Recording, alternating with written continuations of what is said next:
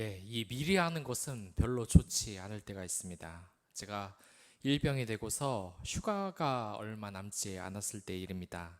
이제 휴가가 되면 보고 싶은 영화를 정말 다 보고 싶은 생각을 가지고 있었습니다. 그리고 이 휴가만을 기다린 채 근무를 하는데 그날이 주말이었습니다. 주일에 청소를 하고 있는데 제가 보고 싶은 영화를 소개하고 있는 겁니다.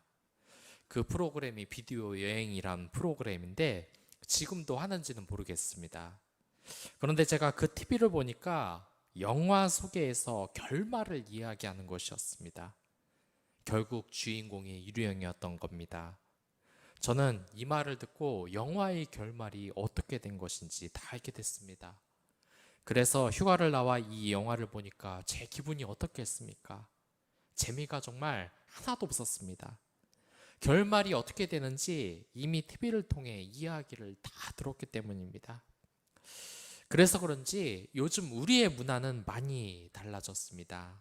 이제 영화의 결말을 함부로 이야기하는 사람은 사람들로부터 비난을 받을 뿐만 아니라 형사적인 책임도 영화사에서 묻는 것이 가능한 시대입니다.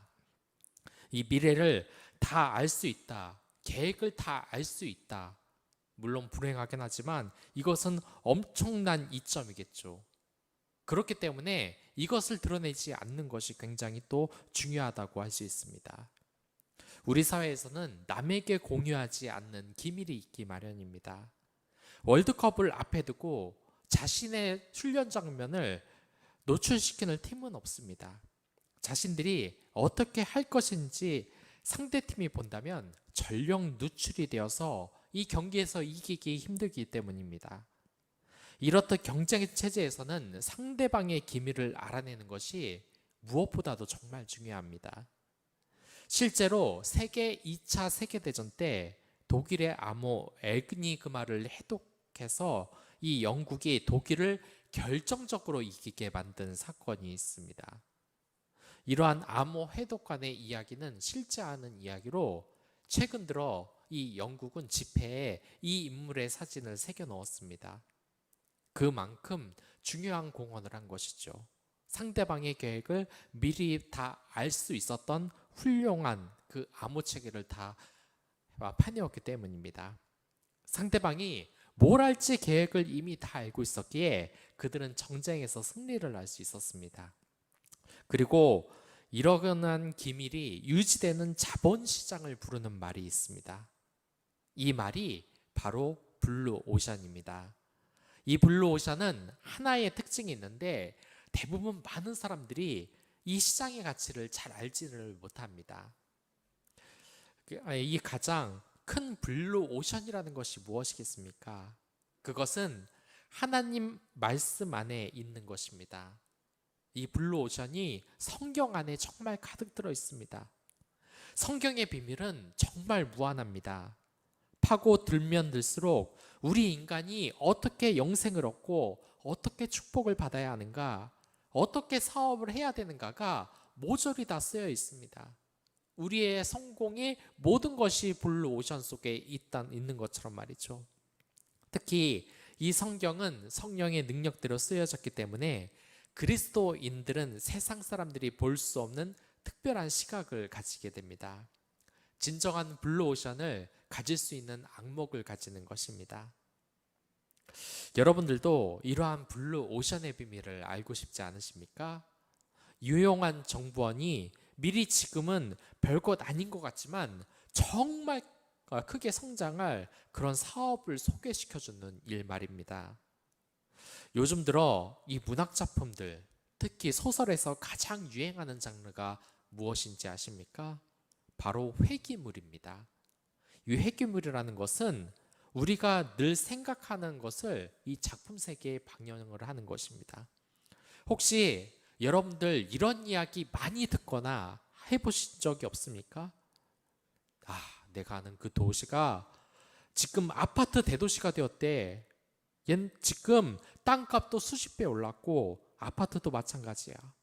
이럴 줄 알았으면 내가 그 아파트 사두는 건데, 청약을 해두는 건데, 그 땅을 사두는 건데 왜 그렇지 않았을까? 바보같이. 이렇게 후회를 하곤 합니다. 또한 내가 교제했던 그 사람이 지금 엄청난 부자가 됐대. 그때 분명히 가난뱅이였는데 정말 이럴 줄은 몰랐네. 이럴 줄 알았으면 그 사람의 청년을 받아들이는 건데, 과거 나에게 이 과거로 돌아가는 그 기회가 한번 주어진다면 정말 다시 그러진 않을 텐데, 그때에는 별것 없었던 회사지만 지금은 대기업이 된 그 회사의 주식을 꼭 샀어야 되는데, 열심히 공부도 했어야 되는데, 그럼 내가 더 성공했을 텐데, 이러한 상상을 여러분들 한 번쯤은 해보지 않으셨습니까? 이 예전의 과거로 다시 돌아가고 싶다는 것, 과거를 바꾸고 싶다는 것, 내가 이것만 알았더라면 내 인생이 유모양 요꼴은 아닐 텐데 하고 말입니다. 그러나 이 말에는 한 가지 허점이 있습니다. 우리가 과거로 다시 돌아가는 건 불가능합니다. 그렇기에 예전의 블루오션을 알아보지 못했다고 후회한들 아무 소용이 없는 것입니다. 그러면 우리는 어떻게 해야 될까요? 해결 방법은 단 하나밖에 없습니다. 과거가 아닌 지금 자체의 현재 블루오션이 무엇인지 그 안목을 가지는 겁니다. 지금 현재 아무도 모르는 회사이지만 앞으로 크게 성공할 가능성이 있는 그 기업의 주식에 투자를 하는 겁니다. 지금은 볼품없는 땅이지만 공부해서 그 투자 가치를 알아보고 투자하는 것. 지금은 너무나 못나 보이지만 크게 성장할 배우자를 알아보고 그와 혼인을 하는 겁니다. 하지만 우리는 그러한 것을 알 만한 눈이 없다는 것이 정말 치명적인 약점입니다.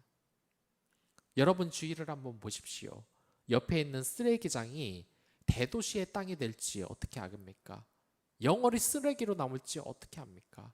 그것을 알아보는 눈이 우리에겐 없는 것입니다. 본문의 이야기는 바로 그러한 이야기입니다. 이 블루오션을 볼 수 있는 눈을 가진 사람이 있습니다. 그 사람은 바로 엘리사입니다. 이 선지자 엘리사는 모자란 것으로 사람들을 먹이고 죽은 사람을 살리는 엄청난 능력을 가지고 있는 사람입니다. 죽음의 땅과 같은 곳에서 그는 하나님의 은혜로 이 블루오션과 같은 풍족한 음식과 생명이 가득한 하나님 나라를 세워가는 사람이었습니다. 이 당시 아람 왕은 이스라엘 왕을 죽이려고 여러 번 습격대를 보냈습니다. 그러나 정말 이상한 일이 생깁니다. 이스라엘에서 이러한 기밀을 미리 알기라도 하듯이 모두 대비를 해놨기 때문입니다. 그래서 이 아람 왕은 머리끝까지 화가 났습니다. 그리고 내통한 자가 있기에 이런 일이 일어나는 거라고 생각을 했습니다. 그러자 이 신하 한가운데 한 사람이 말을 했습니다. 그러한 것이 아니라고 말입니다. 이스라엘에는 엘리사라는 예언자가 있어서 임금님께서 침실에서 은밀히 하는 그 이야기까지 모두 다 압니다. 그리고 그 말을 이스라엘 왕에게 알려주어서 저렇게 다 대비가 돼 있는 것이라고 말을 합니다. 이 말을 들은 아람 왕은 그 사람이 도단에 있다는 것을 알고 밤새 튼타 이 기마와 병거와 중무장한 군대를 이끌어 엘리사가 살고 있는 그 성읍을 포위합니다.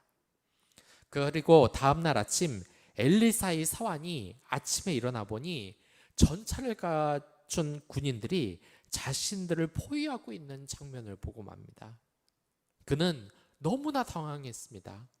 그리고 무서웠습니다. 그래서 자신의 주인인 엘리사에게 소리칩니다. 주인님, 이제 우리는 어떻게 해야 좋습니까? 만약에 여러분들이 이러한 상황이라면 어떻게 하시겠습니까? 21세기 시대를 살아가는 키워드 중 하나가 바로 불확실성입니다. 아무리 철저하게 준비해도 위험 요소는 어디서나 존재하기 마련입니다. 문제는 이러한 위기 상황에서 우리가 두려운 것은 이 모든 앞날이 불확실하다는 것입니다. 그래서 여기에서 엘리사 같은 영적 리더의 역할이 정말 중요한 것입니다. 여기에서 이 예배에 참여하는 모든 분들은 각기 공동체에서 리더가 될 사람입니다. 영적 리더가 될 사람으로서 사람들을 다스려야 하는 그 역할과 책임을 모두 가지고 있는 것입니다. 그런데 그러한 리더가 주의해야 할 것이 있습니다. 위기 상황에서 특히 리더가 빠지기 쉬운 유혹 중 하나가 다른 사람을 희생양으로 세우는 것입니다. 부끄럽지만 저도 하나님을 만나기 전이었다면 누군가 희생양을 찾았을 겁니다. 도대체 이렇게 군인이 포위하기 전까지 넌 뭘 하고 있었냐? 자고 있었냐? 왜 경계를 똑바로 안 했냐? 저도 예전엔 그랬습니다. 제가 무슨 잘못을 하더라도 그것을 제 밑에 있는 다른 사람의 책임에 떠넘기기 바빴습니다. 좋은 리더로서 한 행동이 아닌 것이죠. 저는 이렇게 어리석게 행동을 했을 것입니다. 만약 여러분이 이 엘리사처럼 많은 군인들이 자신을 죽이러 이렇게 포위하고 있는 상황이면 어떻게 하시겠습니까? 이 엘리사는 조금 더 흔들림이 없이 자신의 부하인 이 사환에게 말합니다. 두려워하지 말아라. 그들의 편에 있는 군대보다 우리의 편에 있는 군대가 많다. 그렇게 말한 다음 엘리사는 하나님께 기도를 올립니다. 주여, 간구하오니 저 시종의 눈을 열어주셔서 볼 수 있도록 해주십시오. 그러자 하나님께서 그 시종의 눈을 열어주셨습니다. 그리고 그가 바라보니 온 언덕에는 불말과 불수레가 정말 가득하여 엘리야를 두루 싸고 있는 것입니다. 엘리사를 보호하고 있었던 것입니다. 엘리사가 정말 아무도 못 봤던 하늘나라의 군대를 미리 볼 수 있었던 이유가 과연 무엇일까요? 그에게는 이 영적인 눈이 이미 열려져 있었기 때문에 그것을 볼 수 있었던 겁니다. 그가 위기의 순간에도 흔들리지 않았던 것은 그만큼 그가 자신에게 필요한 것을 볼 수 있는 눈을 가졌기 때문입니다. 제가 어렸을 때 유행을 했던 TV 프로그램이 있습니다. 제목이 맥가이버인데 이 드라마는 저에게 있어서 정말 신선했습니다. 보통 그 당시 영화의 주인공은 대부분 람보 같은 성격을 지녔습니다. 상대방이 몇백 명이건 몇십 명이건 정말 머신건 하나만 들고 쏘면 이 적이 총알을 맞고 수백 명이 픽픽 쓰러집니다. 그런데 이 맥가이버라는 드라마의 주인공은 근육질에다가 싸움을 잘하는 캐릭터가 아니었습니다. 오히려 싸움을 못해서 적에게 잡혀서 갇히는 상황이 자주 발생을 했습니다. 보통 이렇게 잡혀서 창고 같은 곳에 갇히기 마련이었습니다. 그러면 대부분 사람은 어떻게 생각을 하겠습니까? 그냥 불안한 마음으로 이 창고에 갇혀서 불안한 생각으로 주저앉아 있지 않겠습니까? 그런데 맥가이버 진수가 바로 이 장소에서 나옵니다. 남들은 모든 것을 포기하는 그 감옥과 같은 창고에서 이 맥가이버는 그곳을 감옥으로 보는 것이 아니라 블루 오션으로 보는 겁니다. 이 낡은 창고에서 남들은 쓸데없이 느끼는 여러 가지 자동차 부품과 버려진 쓰레기를 그는 블루 오션의 눈으로 봐서 폭탄을 만들 수 있는 재료로 봅니다. 그래서 어떠한 환경이 있든지 이 과학적인 지식으로 자신의 환경에 있는 모든 것을 생존 도구로 활용을 할 줄 압니다. 우리가 보기엔 아무런 쓸모가 없는 이 쓰레기도 그에게는 생존의 도구로 폭탄이 되는 겁니다. 먹을 것이 되는 겁니다. 진정으로 이 블루 오션을 볼 수 있는 자가 바로 맥가이버인 겁니다. 이 엘리사를 이렇게 영화에서 비유를 하자면 이러한 맥가이버 같은 사람입니다. 자신의 사업마저 이제는 죽게 생겼다고 패닉에 빠질 수 있었던 상황이었습니다. 하지만 엘리사는 남들이 위기에서 죽음을 볼 때 그는 똑같은 환경에서도 살 수 있는 블루 오션의 눈을 가진 사람이었습니다. 그래서 그 블루 오션의 눈으로 이미 자신을 보호하는 하나님의 군대를 눈으로 볼 수 있었던 겁니다. 눈으로 볼 수 있는 사람과 그렇지 않은 사람은 정말 천지의 차이입니다. 특히 볼 수 없는 사람은 이러한 구원의 길을 절대로 볼 수 있는 방법이 없는 것입니다.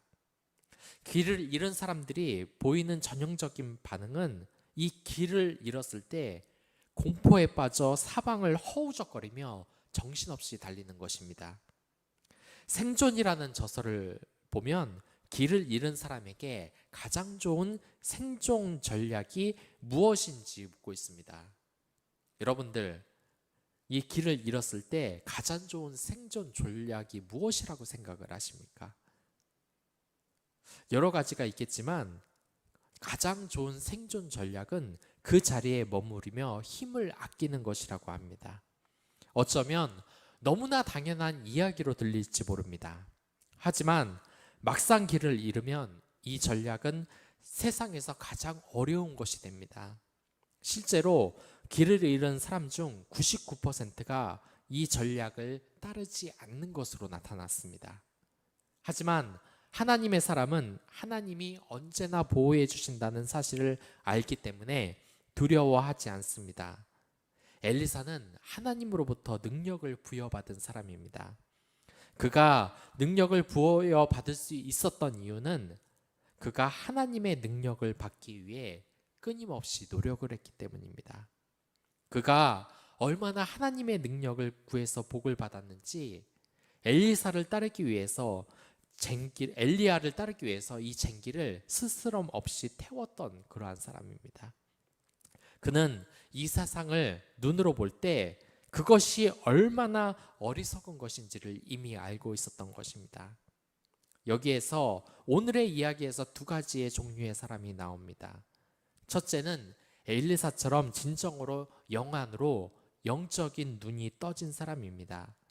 그리고 두 번째는 아람의 군대처럼 하나님이 보는 눈을 멀게 한 사람입니다.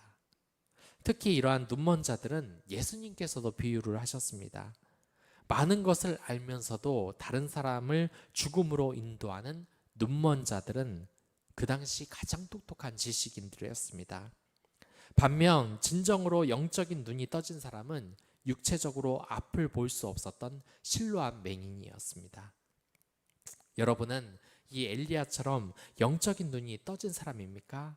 아니면 아람 군사처럼 세상에 눈만 가진 사람입니까? 특히 영적인 눈이 감겨 있는 사람들이 자주 하는 말이 있습니다. 현실적으로 보라는 이야기를 정말 많이 합니다. 네 상황을 봐라. 목회자가 되겠다고? 좁은 길을 가겠다고? 그 길이 얼마나 어려운 것인지 봐라. 이 세상에서 정직하게 살겠다고? 세상에서 편법 없이 성공하는 사람이 어디 있나 봐라. 사람들이 다 야가 빠진 것은 다 그만한 이유가 있는 것이다. 너도 그렇게 해야 한다. 언제까지 그렇게 바보처럼 살래? 여러분들, 그러나 우리는 똑똑히 기억해야 합니다. 이 세상을 바꾸며 세상을 혁신하는 사람은 바보같이 행동을 하는 사람입니다. 무릇 천재란 저 하늘의 별을 보다가 돌부리에 걸려 넘어지는 사람입니다.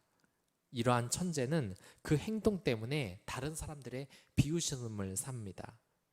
그렇지만 그 천재는 그 별에서 미래의 가치와 꿈과 가능성을 보는 것입니다. 그러나 세상 사람들은 이러한 천재를 비웃습니다. 눈앞에 있는 돌부리를 보고 넘어졌다고 말합니다. 하나님을 믿는 사람은 특징이 있는데 정말 바보같이 우직하게 일을 하는 사람이라는 겁니다. 합리적인 사람은 어느 정도 시도를 하다가 안 될 것 같으니까 바로 포기를 합니다. 그것이 합리적이기 때문입니다. 하지만 블루오션을 발견하는 사람은 합리적인 사람이 아닙니다. 남들이 보면 너무 큰 위험을 가지고 대드는 것 같습니다. 아무것도 모르고 무모한 것 같습니다. 별난 사람입니다. 하지만 바보처럼 꾸준히 새로운 것에 도전하는, 남들이 가지 않은 길을 신념으로 내세운 사람들은 이런 블루오션에서 새로운 생명의 길을 발견하는 사람인 것입니다. 하늘나라에는 하나의 비밀이 있는데 그 비밀을 알려고 하는 사람은 이 세상에 미련을 두지 않는 것입니다. 그리고 그 다음의 이야기입니다. 엘리사는 하나님께 진정으로 기도를 드립니다. 그리고 아람 군대의 눈을 멀게 해달라고 간구합니다. 그러자 하나님은 엘리사의 말대로 그들을 쳐서 눈을 멀게 하십니다. 그러자 엘리사가 그들에게 말합니다. 이 길은 당신들이 가는 길이 아니며 이 성도 당신들이 찾는 성이 아니니 나를 따르라고 말입니다. 자신이 당신이 찾는 그 사람에게 데려가 주겠다고 말합니다. 지금 자신들이 잡으려고 하는 이 엘리사가 눈앞에서 나타나서 속이는데도 이들은 어떠한 것도 눈치를 채지 못합니다. 하나님으로 인해 눈이 멀어 엘리사를 못 알아보고 있었던 것입니다. 엘리사는 보통 사람도 못 보는 하늘나라의 군대까지 볼 수 있었습니다. 하지만 이 아람 군대는 하나님에 의해 눈이 멀어서 엘리야도 못 알아볼 정도로 영적인 눈과 육적인 눈 모두 멀어져 버린 것입니다. 아무튼 엘리사는 이들을 사마리아로 데리고 갔습니다. 그리고 그들이 사마리아에 들어가자 엘리사는 그들의 눈을 뜨게 해달라고 하나님께 다시 기도합니다. 그러자 하나님께서는 그들의 눈을 열어주셨습니다. 그러자 그들은 정말 크게 놀랄 수밖에 없었습니다. 그들이 지금 적진 한가운데 사마리아에 갇혔다는 것을 지금 안 것입니다. 완전히 꼼짝없이 포위가 되고 만 것입니다. 그러자 이스라엘의 왕인 묻습니다. 이스라엘의 아버지께서는 말씀을 해주십시오. 그들이 눈을 뜨고 보게 되면 쳐서 없애버려도 됩니까? 이스라엘 왕 여호람이 지금 엘리사를 이스라엘의 아버지라고 불렀습니다. 그가 가진 영적인 권위 때문에 왕조차 그를 함부로 대할 수가 없는 것을 의미하는 것입니다. 그리스도인이라면 이래야 하는 겁니다. 누가 함부로 대할 수 없는 겁니다. 영적인 권위가 있기 때문입니다. 제가 사목에 있을 당시 이 대표님과 이상님이 저보다 높은 직책에 있었지만 저를 함부로 대하지 않고 열과 성을 다해서 대해 주셨습니다. 저는 그 부분에서 이 두 분에게 항상 감사함을 느낍니다. 하지만 저뿐만이 아닙니다. 여러분들도 마찬가지입니다. 우리가 하나님의 말씀에 따라 살면 사람들이 여러분들을 존경하게 되어 있습니다. 그 영적인 권위 때문에 함부로 대할 수가 없는 것입니다. 아무튼 이렇게 이들을 죽일까 하는 이스라엘 왕의 질문을 들은 엘리사는 뜻밖의 말을 합니다. 죽여서는 안 됩니다. 그들을 칼과 활을 가지고 사로잡았습니까? 어찌 임금님께서 그들을 쳐 죽이게 했습니까? 차라리 밥과 물을 대접하셔서 그들이 먹고 마시게 한 다음에 그들의 상전에게 돌려보내는 편이 좋겠습니다. 그러자 왕은 큰 잔치를 베풀었습니다. 자신의 적인 이 아람 군대를 먹고 마시게 한 다음에 그들을 보낸 것입니다. 그로부터 아람의 군대들은 이스라엘을 함부로 침략하지 못했습니다. 여기에서 우리는 하나님의 반응에 몇 가지 궁금증이 생깁니다. 하나님은 왜 이스라엘에게 아람군을 죽이지 않고 오히려 먹고 마시게 한 다음 보내셨냐는 것입니다. 그 이유는 먼저 신앙을 가진 사람은 언제나 하나님이 보호해 주시기 때문에 그렇습니다. 실제로 이들을 살려보내는 것에 대해 반대하는 이스라엘 사람도 많았을 겁니다. 더군다나 이들은 그들의 원수입니다. 또한 이 사건이 있은 지 얼마 있지 않아 실제로 아람의 왕 베나닷이 이스라엘을 포위하게 됩니다. 그때 이스라엘이 얼마나 큰 위기를 겪었는지 먹을 것이 없어서 아기를 돌보면서 잡아먹을 정도였습니다. 이때 북이스라엘의 여호람 왕은 이에 화를 내면서도 모든 책임을 엘리사에게 묻고 그를 죽이기로 합니다. 엘리사가 그들을 예전에 풀어주도록 했기 때문이죠. 그때 죽이지 않았기 때문에 그들이 또 쳐들어온 것이라고 말한 것입니다. 하지만 신앙을 가진 사람은 결코 이러한 마음을 가져서는 안 됩니다. 상대가 악의 씨앗이 될지 모른다고 그들을 함부로 몰살시켜서는 안 되는 것입니다. 홍순찬 교수에게 들었던 이야기입니다. 2015년 6월 17일 밤 미국 사우스 캐롤라이나 주 찰스턴에 있는 이 아프리칸 감리교회 21세 백인 청년 딜런 루프가 성경 공부를 하고 있었던 이 흑인들을 향해 총기를 난사합니다. 도망친 범인은 곧 붙잡혔지만 9명이 사망하고 3명이 중상을 입었습니다.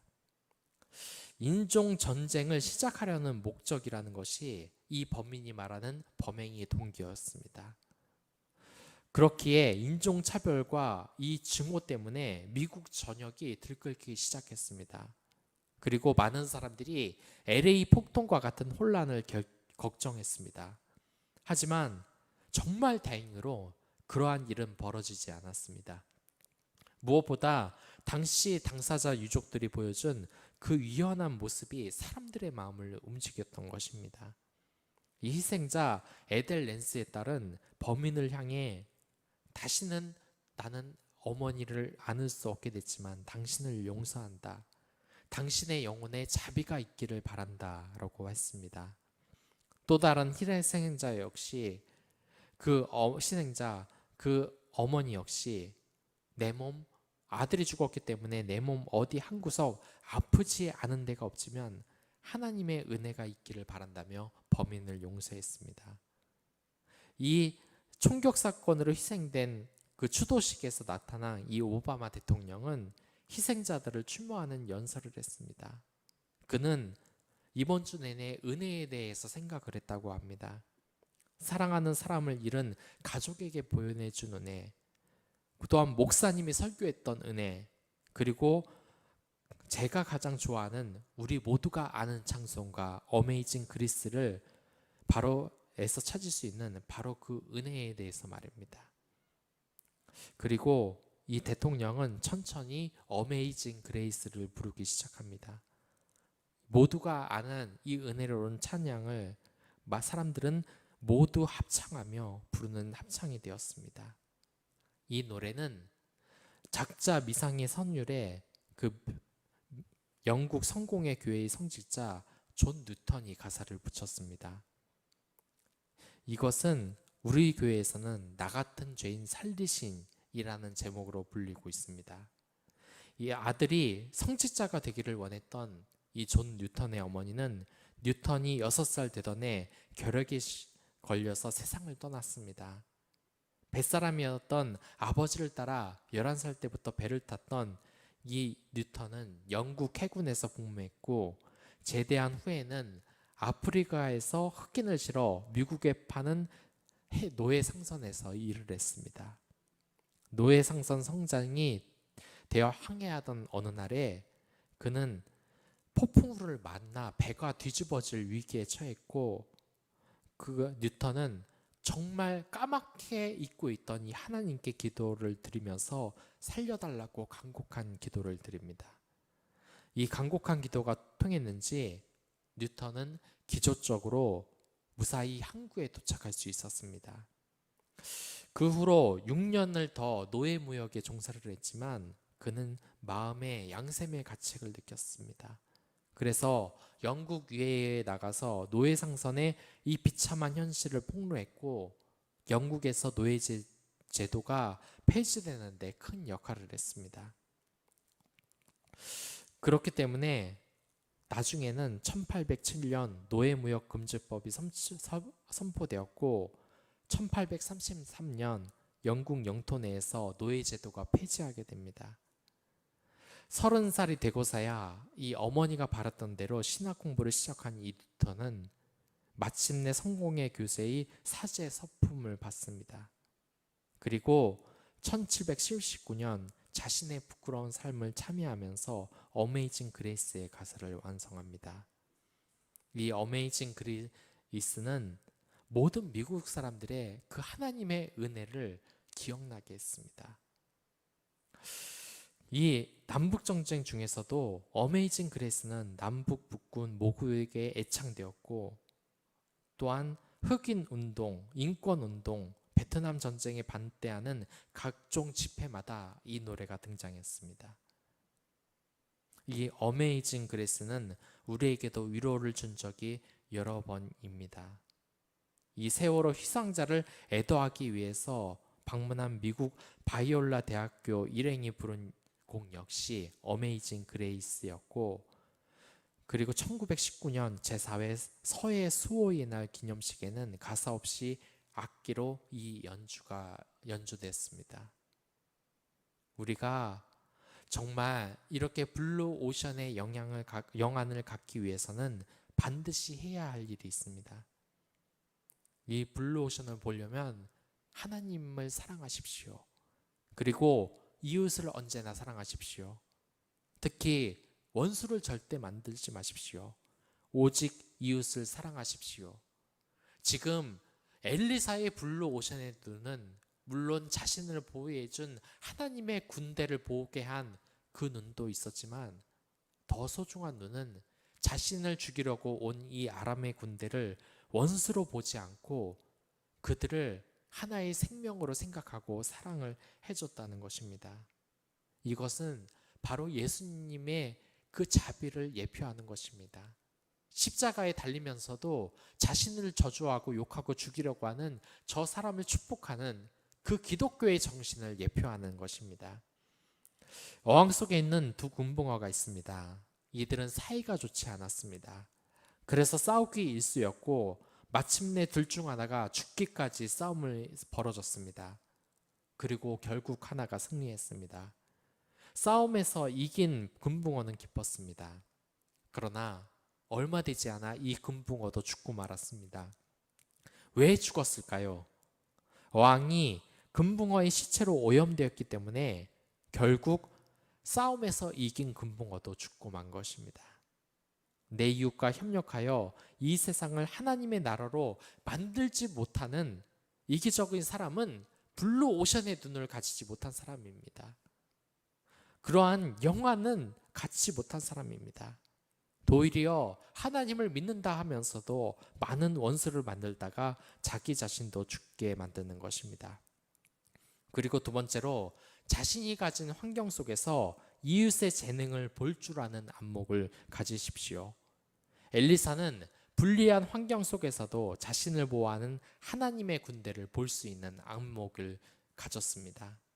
우리의 환경도 마찬가지의 안목을 가져야 합니다. 제가 예전에 찬양단에 다녔을 때 한 찬양인도 전도사님이 과거의 제자에 대해서 이야기를 하셨습니다.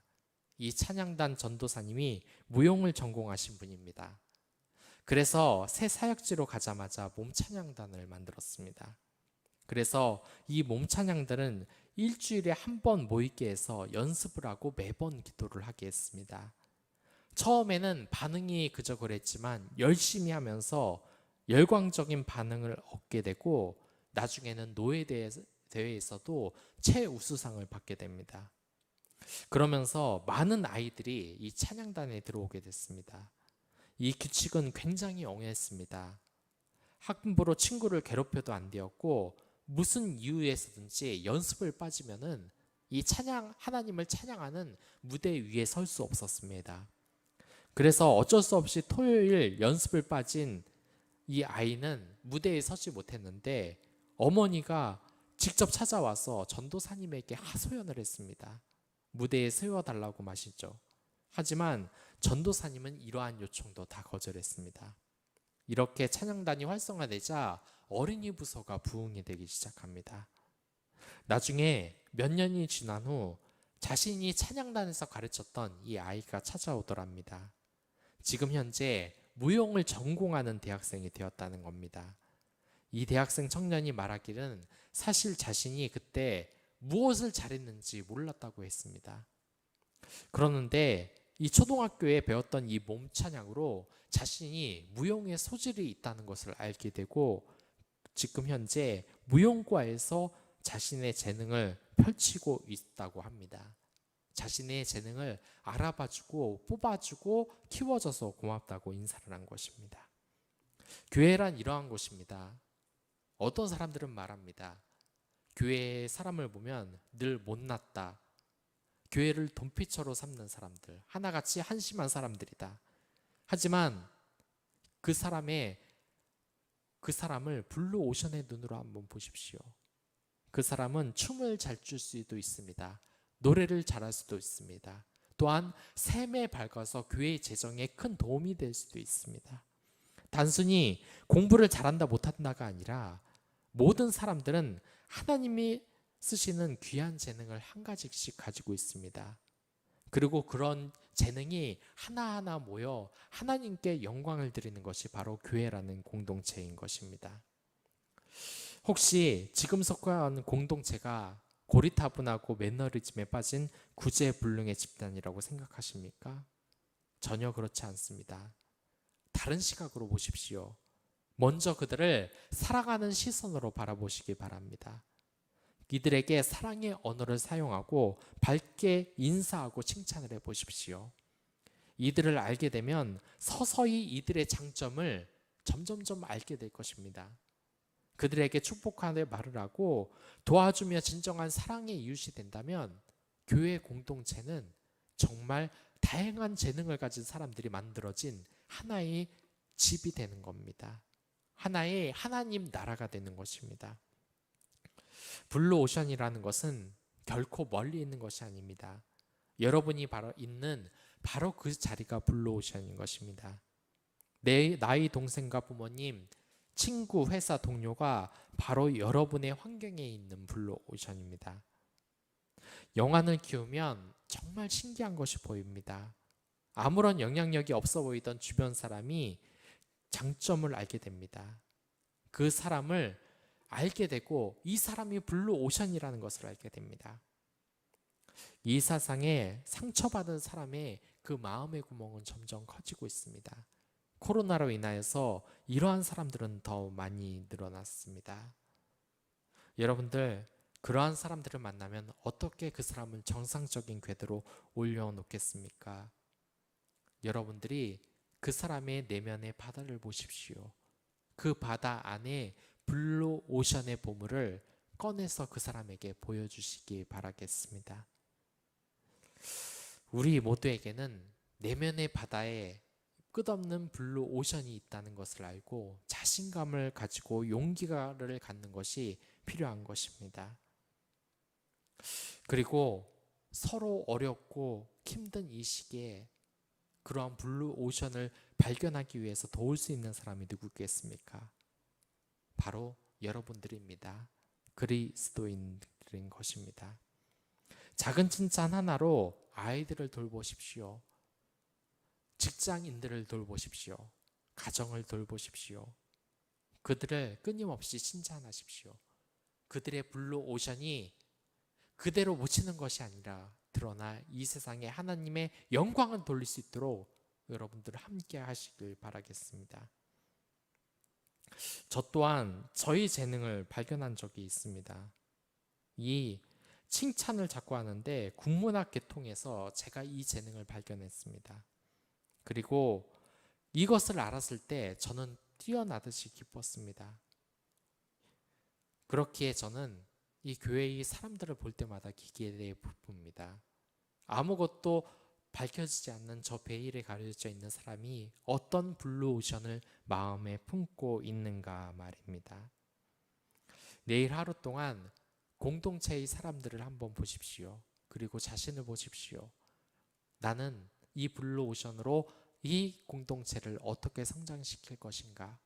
그리고 저 사람은 어떠한 블루오션을 가지고 있어서 우리가 함께 발전할 수 있을까? 우리 공동체에 이익을 줄 수 있을까?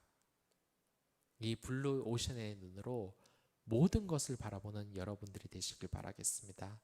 아무리 코로나가 우리를 힘들게 해도 또한 사탄이 우리를 피하게 하여도 여러분들 품에 있는 하나님이 주신 이 블루오션은 영원히 여러분들에게 있을 것입니다. 그것을 눈으로 보십시오. 그럼 다 같이 기도하도록 하겠습니다.